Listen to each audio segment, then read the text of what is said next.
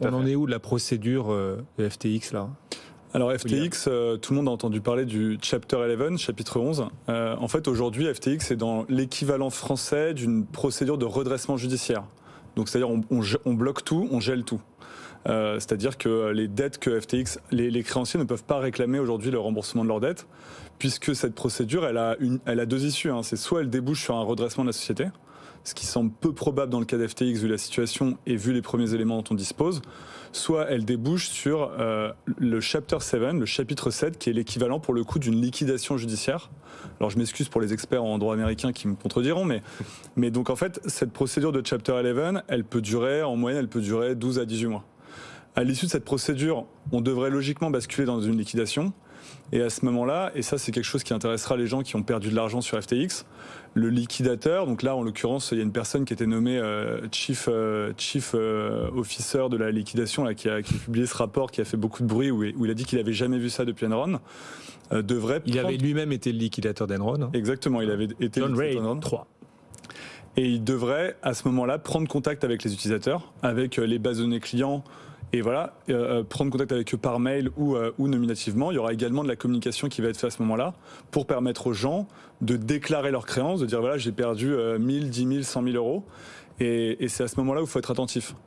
Dernier point important, on est sur quel calendrier ? Parce qu'encore une fois, la crypto, c'est un secteur pressé et le droit est un secteur qui est nettement moins rapide. On parle, pour vous donner un ordre d'idée, Enron, c'est un scandale qui arrive en 2001. La procédure s'est terminée en 2008-2009. Mt. Gox 2014 de mémoire, la procédure devrait se terminer l'année prochaine. Donc il faut être patient parce que là on est sur une issue qui à mon avis devrait arriver selon mes calculs en 2029 quoi, ou 2028. Quoi. Les clients français lésés par FTX prévoient une action commune, une action collective en justice, Valentin ? On en discutait avec William avant d'arriver sur le plateau. Il y a beaucoup de personnes qui s'interrogent aujourd'hui sur ces sujets-là. Il y a des groupes qui sont en train de se construire sur les réseaux pour en tout cas voir l'étendue des dégâts en France. Il y a quelques chiffres qui sont sortis et on apprenait il y a quelques semaines, au tout début de l'affaire, que c'était la Corée du Sud qui avait été le plus lésée en termes d'investisseurs particuliers. Et la France n'était pas dans le classement des 5 ou 6 premières.